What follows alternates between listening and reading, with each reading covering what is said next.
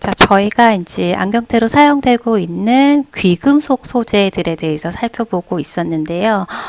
귀금속 같은 경우에는 그 귀금속 100% 사용되는 경우는 일단 없고, 금 합금의 형태라든지 아니면 이제 앞으로 소개해드릴 이 금 피복의 형태 혹은 금 도금의 형태 이런 식으로, 이제 합금을 시켜서 합금 자체를 이용하든지 아니면 합금된 것을 피복시키듯이 이용하든지 아니면 코팅하듯이 이용하든지 이런 식으로 보통 해서 안경테를 만든다라고 말씀을 드렸습니다. 그래서 먼저 금장 금피복에 대해서 이제 소개를 해드리려고 하는데요. 지금 보시게 되면 이 그림을 보면은 훨씬 더 이해가 잘 되실 것 같아요.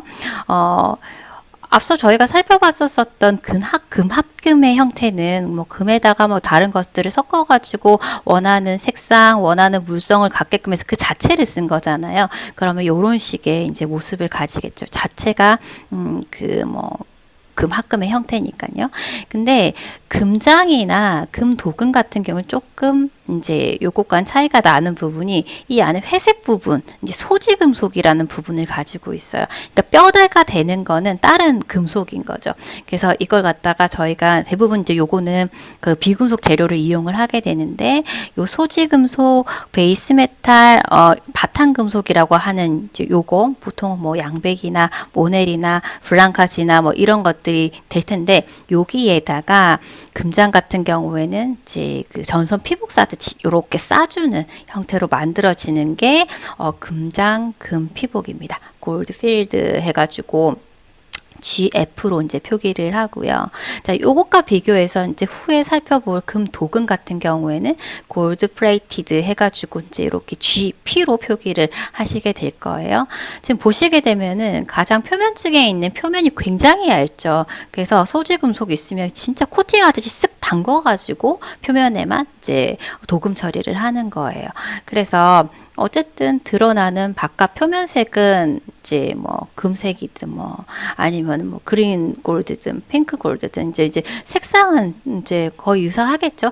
실제적으로 예전에는 이제 금도금 했었을 때의 색상이 조금 떨어진다라고 얘기를 했었지만 지금은 도금 기술이 워낙 발달하다 보니까 색상도 뭐 퀄리티 부분에 있어서 그닥 떨어지지도 않고 또 이제 밀착성 부분 예전에는 요 두 가지를 비교했었을 때 기본적으로 금장이 훨씬 더 고품위의 어떤 형태다라고 얘기를 했었었는데 그 이유가 이 표면 밀착성, 내구성 이런 것 때문에 오래 간다는 거예요. 그런 이제 장점이 있어서 이게 더 좋다 또 얘기를 했지만 현재로서는 사실 도금 기술이 워낙 발달하다 보니까 좋다라고 이제 이게 더 이제 저급하다, 이게 더 고급이다 이렇게 말하기에도 조금 사실은 이제 좀 이제 지금은 이제 비교할 수가 없어. 오히려 더 밀착성 부분에 있어서 금도금이 더 좋거든요. 지금은. 그래서 실제 요 금장이 지금은 생산이 안 되고 있어요. 안 된다라고 보셔야 되고, 그래서 이제 예전에 일단 요게 생산이 됐었었고 하는 방식이었었기 때문에 두 가지를 일단 비교를 해서 이제 소개는 해드리겠습니다. 그래서 알고는 계셔야 되세요. 그래서 나중에 두 가지 한번 비교를 해보실 거고, 먼저 금장 금 피복에 대해서 이제 살펴보도록 하겠습니다. 자, 금장 금 피복은 골드필드에서 GF로 약어로 이제 표기가 됩니다. 이렇게 되어 있고요. 일단은 이제 이 금장 금피복이든 금도금이든 이렇게 표면 처리를 하는 거잖아요. 이렇게 했었을 때 가장 큰 이제 이점은 요런 이제 합금으로 된 안경테보다는 훨씬 더 금이 절약이 될 수가 있겠죠. 그래서 요런 장점이 있고, 그리고 설계상 지금 합금이 되어져 있어도 이제 어떤 기계적인 물성인 부분에 있어 가지고는 어떤 금 합금이 또 안경테로서 만족되지 못하는 부분이 분명히 있을 텐데 뭐 무게라든지 아니면 기계적 가공성이라든지 이런 부분에 있어서 조금 떨어지는 부분이 분명히 있거든요. 그런 부분에 있어 가지고 이 소지 금속을 또 이제 중간에 넣고 이용하면은 훨씬 더 이제 가공성 부분이라든지 이런 부분이 좀 더 만족이 될 수 있기 때문에 설계상 요구되는 기계적 성능도 만족시킬 수 있는 그런 이제 이유로 금 합금의 형태가 이용이 됐었다라는 겁니다.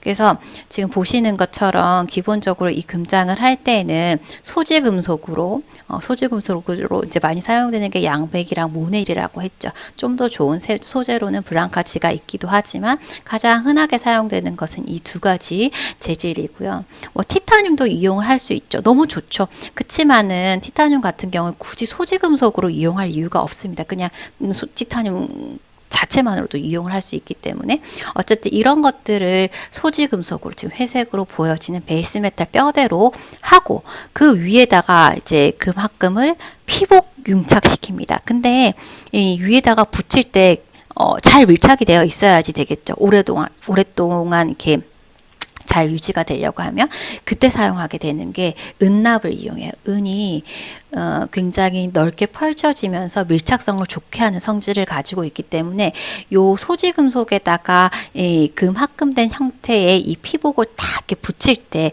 풀과 같은 역할을 하는 게 은납입니다. 그래서 은을 이용해 가지고 두 개를 딱 붙일 수 있게끔 이런 식으로 만든다라고 보시면 되겠습니다.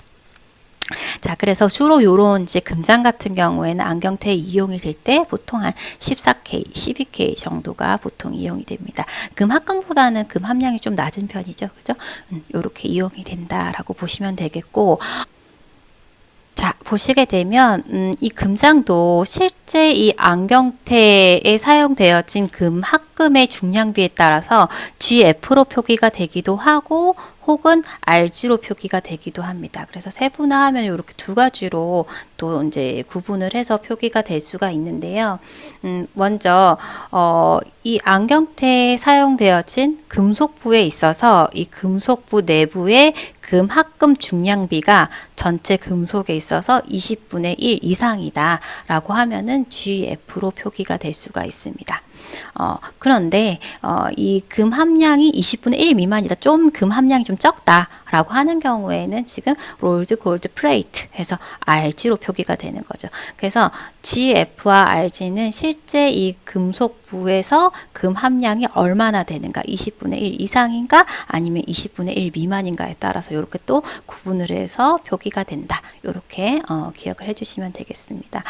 참고로 제가 GF를 위에는 골드필드 이렇게 적어놓고 여기 또 골드필드만 발음은 거의 유사한데 이렇게 이제 적어놓은 건 둘 다 이제 동일하게 이런 금장 금 피복의 의미로 사용이 됩니다.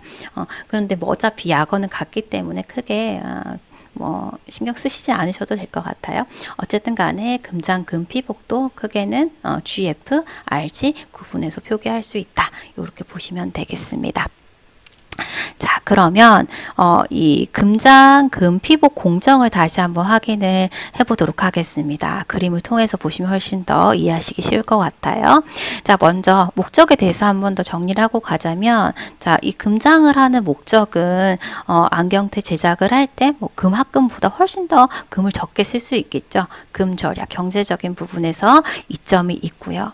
자, 그리고 설계적 부분의 기계적 성능, 소지금속이 오히려 어떤 금합금의 형태보다는 보다 더 어떤 안경테로서 그 만족스러운 그런 물성을 가질 수 있기 때문에 이런 기계적 성능을 더 만족시킬 수도 있겠다.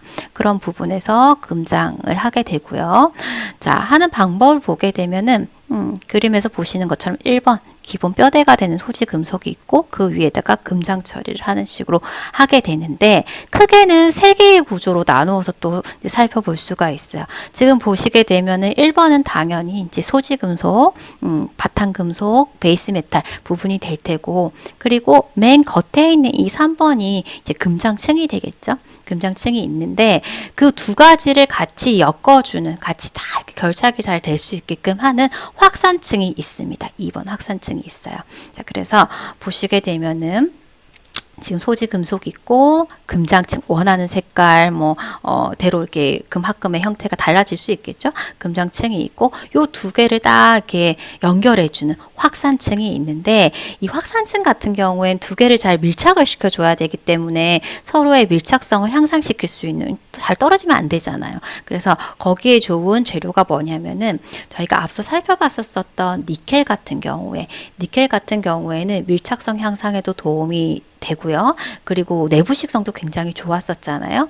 그런 장점이 있기 때문에 니켈이랑, 그리고 은 역시 굉장히 잘 이렇게 퍼지고 이제 전성이 좋고 잘 붙고 하는 그런 이제 특성을 가지고 있기 때문에 비금속 재료로서 어떤 이렇게 결착을 할 수 있게 도와줄 수 있는 재료로는 밀착성을 향상시킬 수 있게 도와준 재료로는 대표적으로 니켈이 있고, 그리고 귀금속 재료로는 은이 있어요. 그래서 이 금장층하고 지금 소지금속, 비금속하고 서로를 붙여줘야 되잖아요. 그러다 보니 니켈이랑 은 합금 형태로 이 확산층이 하나 만들어지는 거죠. 그래서 크게는 세 개의 층으로 구성이 된다, 이렇게 보시면 되고, 요거를 만들 때 이제 순서는 먼저 지금 이제 이 밖에 있는 금장층하고 확산층을 먼저 붙여줘요. 붙여주고 그 다음에 소지금속 위에다가 이렇게 싸는 거죠. 싸고 그 사이에 또 은을 넣은 상태에서 싸가지고 열을 주게 되면 그 안에서 녹으면서 서로 이렇게 붙어지는 식으로 이렇게 만들어진다 보시면 되겠습니다. 자, 근데요, 지금 이렇게 만들었었을 때 좀 문제가 될 수 있는 부분이 요 끝부분, 그죠? 싸고 나서 위에 있는 아래 윗 부분 같은 경우에 드러나다 보니 소지금속 부분이 이제 드러날 수밖에 없기 때문에 그런 부식의 우려도 있고 이렇겠죠. 그래서 다시 한번 또 처리를 해야 되는 번거로움이 있습니다. 그래서 실제적으로 금장 공정 같은 굉장히 좀 번거로운 그런 공정이기도 하고, 또 이제 문제가 되는 게 뭐냐면 저희가 이제 금속태를 만들 때는 부분들을 다 따로 만들어 가지고 나중에 다 이렇게 용접을 시켜서 하나의 안경테로 만들게 되거든요. 그러면은 뭐 예를 들어서 림 부분을 갖다가 금장 처리를 하고, 뭐 여기 브릿지 부분을 또 금장 처리를 하고, 템플 부분을 금장 처리를 하고, 다 이렇게 따로따로 했었을 때 실제적으로 이 금장층이 다 동일한 두께를 가지느냐, 동일한 색상을 가지느냐, 요런 이제 문제점들이 있는 거죠. 조금씩 달라질 수도 있잖아요. 좀 다를 수 있잖아요. 그래서 그런 부분도 사실은 좀 문제가 되기 때문에 현재로는 그다지 이제 요 금장층을 갖다 많이 거의 사용하지 않는다, 이렇게 보시면 될 것 같아요. 그래서 만드는 순서 이렇게 보시면 되겠고요. 아까 이제 커팅 가공 시 또 지금 이런 상태에서 한 번 더 처리를 해야 되기도 하지만, 또 이제 뭐 잘라가지고 써야 되는 경우에는 또 다시 또 드러나잖아요. 그러면 또 피복 처리를 해야 되는 번거로움이 있다. 이것도 참고로 기억해 주시면 되겠습니다. 자, 이런 공정을 거쳐서 금장 형태의 어떤 귀금속태가 만들어집니다. 자, 안경테에 표기된 그 표식을 보고 한번 이것이 의미하는 바를 갖다 다시 한번 확인을 해보도록 하겠습니다. 안경테에 이렇게 적혀질 수 있어요. 25분의 1, 그리고 12K, 그리고 RG, 이렇게 이제 표기가 되어질 수 있는데, 요것의 의미가 뭐냐라고 하면은, 먼저 25분의 1이라고 하는 것은 이 태에 있어가지고 금속부 전체 무게에 있어서 사용된 금합금의 무게다, 이렇게 보시면 되세요.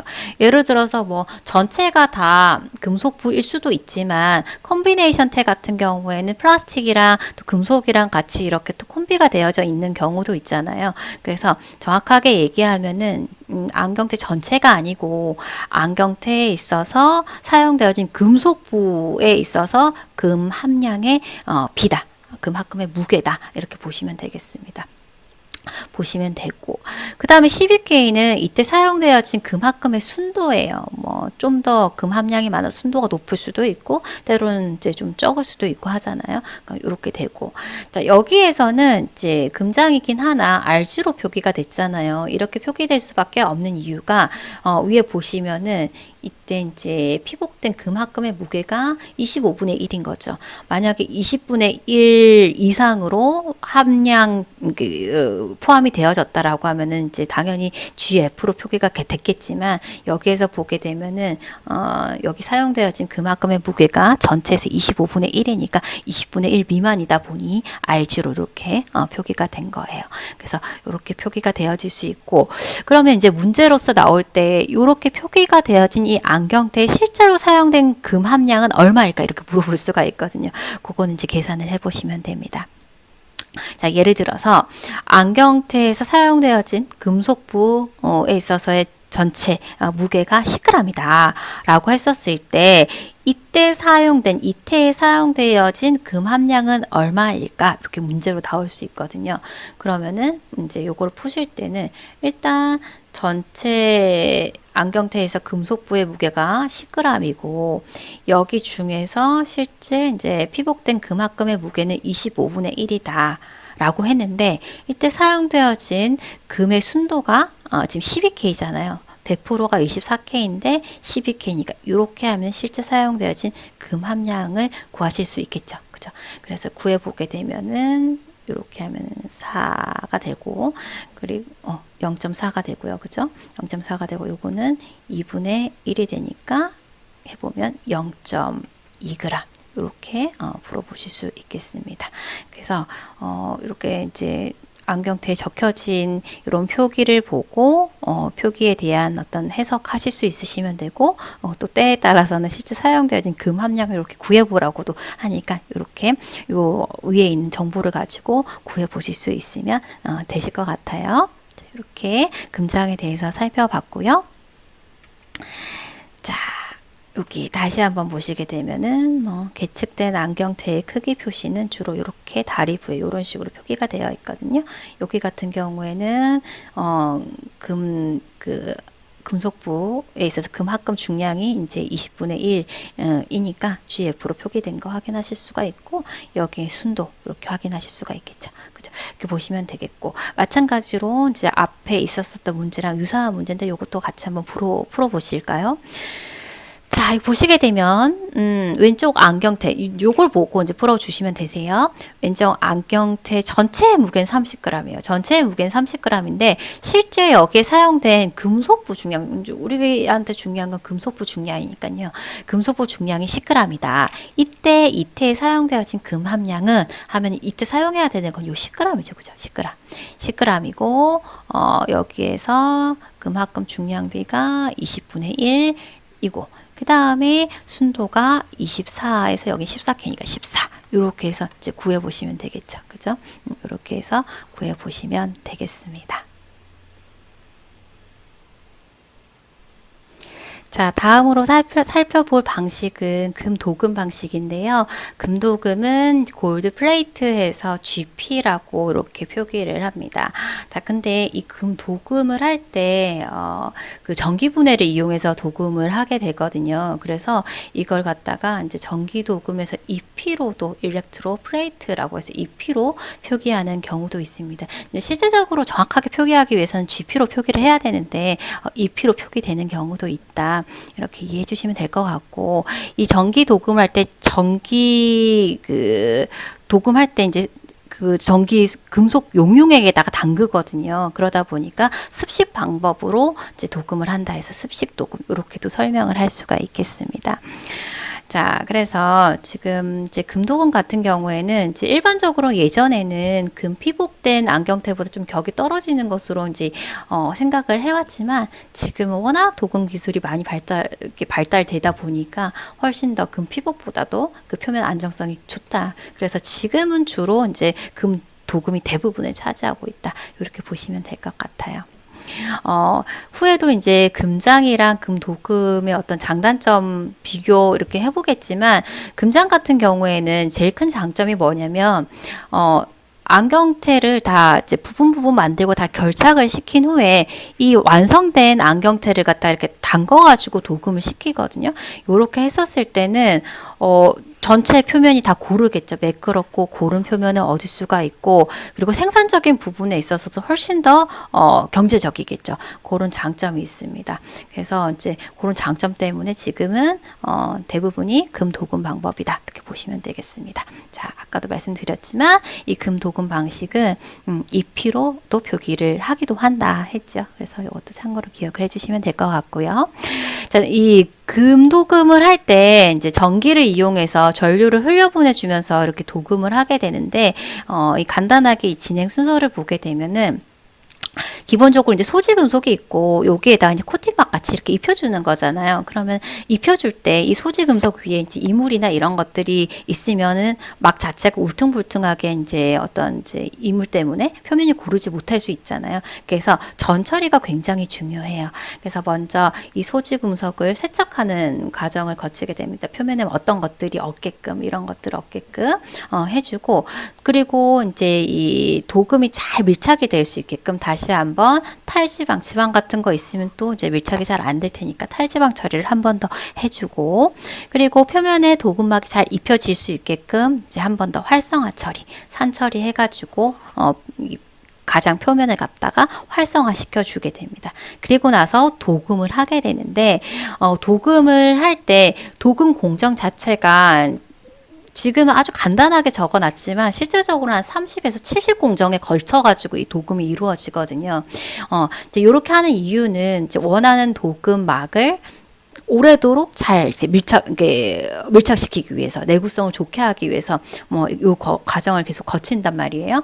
그래서 이거 할 때 밀착성을 기본적으로 좋게 하기 위해서 1차적으로 니켈을 이용을 해서 도금을 한번 해줍니다. 이 니켈 같은 경우에는 원하는 도금은 아니고 밀착성 향상을 위해서 예비 도금 식으로 이제 이 니켈을 이용해서 도금을 해줍니다. 그래서 먼저 니켈 도금을 하고 재차 활성화 공정을 거친 다음에 원하는 도금으로 이제 마무리를 해주는 거죠.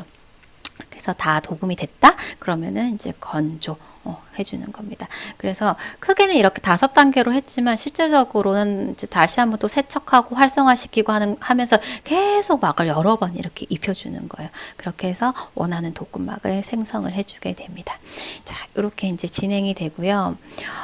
지금 보시면은 이제 전기 도금하는 방식에 대해서 이제 그림으로 쉽게 이렇게 표현을 해놨는데, 전기 도금을 할 때에는 지금 보시는 것처럼 도금이 되는 피도금체가 되겠죠. 이제 저희한테는 안경테가 되겠습니다. 그래서 여기 보게 되면 은극에다가 지금 안경테, 지금 다리부가 있죠. 안경테를 걸어주고, 그리고 실제 내가 입히고 싶은 도금막이 있잖아요. 뭐 색상이라든지 이런 것들에 따라서 이제 만들어주는 이제 사용하게 되는 도금 그 재료가 다를 거예요. 그죠? 그걸 갖다가 이 양극에다가 걸어줍니다. 뭐 예를 들어 가지고 여기 보게 되면 플러스에서 마이너스로 이렇게 전기를 통하게 해주는데, 여기 보면 뭐 금이 될 수도 있고 아니면 백금이 될 수도 있고 아니면 여러 가지 합금의 형태가 될 수도 있고, 어쨌든 원하는 피막이 형성이 될 수 있게끔 재료를 플러스 극에다 걸어주는 거죠.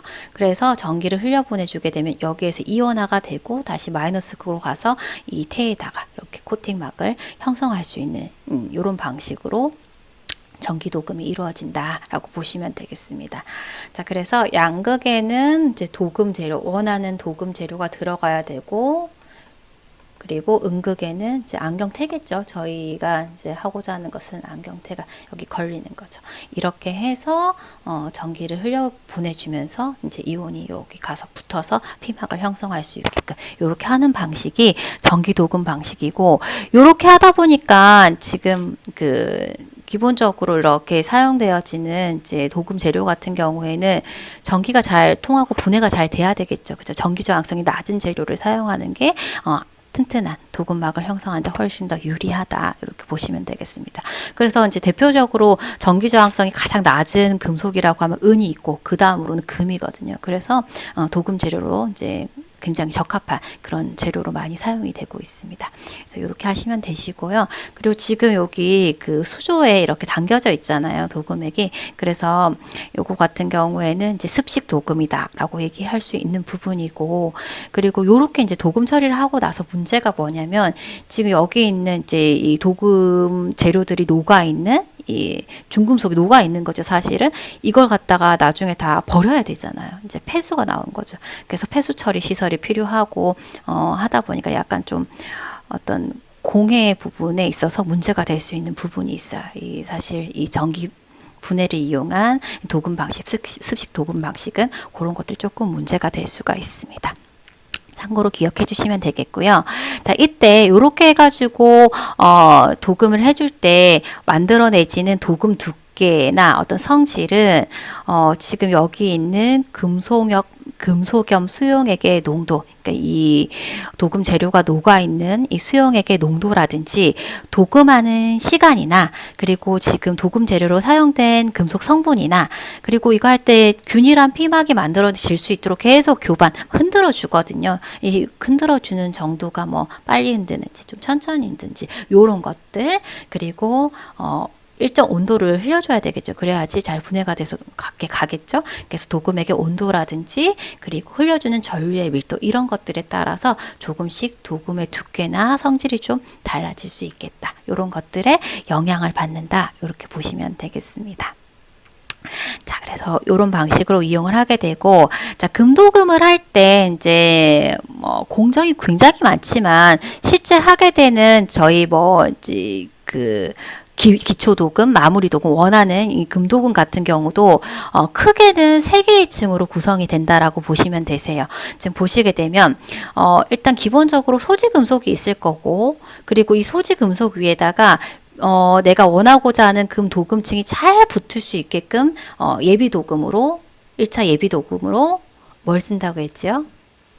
니켈 도금을 해서 밀착력을 향상을 시켜줄 수가 있고 그 위에다가 원하는 도금층을 이렇게 입혀주게 되는데 이 도금도 크게는 이제 세 개의 층으로 구성을 해서 이제 도금막을 입혀주게 됩니다. 자, 먼저 이 니켈 도금 바로 위쪽에 이제 붙게 되는 가장 안쪽에 있는 이 도금층은요. 이때 사용하게 되는 이제 금도금은 순금 24K를 이용을 해요. 이 24K를 이용을 해가지고 굉장히 얇게 0.1 마이크로메타 정도로 그 두께로 이렇게 한번 싸주게 되는데 이렇게 해주는 이유는 밀착력 향상이라든지 순금을 쓰면서 이제 부식 방지라든지 이런 목적으로 한번 순금으로 한번 싹 싸주고 그 위에 조금 두껍게 중간층이 가장 두꺼워요. 이렇게 해주는 이유는 이제 경도 향상을 위해서 해주게 되거든요. 그래서 2.5에서 5 마이크로메타 중 비교적 여기 세 개의 층 중에서는 가장 두껍죠, 그죠? 그래서 가장 두꺼운 층을 형성을 하게 되고 조금 순도는 낮은 18에서 20K 정도의 순도를 가질 수 있게끔 중간층을 형성하게 됩니다. 경도 향상을 위해서 경도 어느 정도 이제 긁힘에 대해서 강해야 되니까 이렇게 이제 만들어 주게 되고요. 마지막에 진짜 내가 원하는 컬러가 있을 거 아닙니까? 그래서 원하는 색을 띠는 합금의 형태로 0.1에서 0.1 마이크로미터 정도로 아주 가볍게 얇게 이렇게 한 층으로 이렇게 형성을 할 수 있게끔 도금을 해주게 됩니다. 그래서 간단하게는 크게는 이렇게 세 개의 층이지만 이걸 갖다가 또 이제 세부적으로는 굉장히 많은 공정으로 여러 차례 해서 이제 도금막이 형성이 된다. 이렇게 보시면 되겠습니다.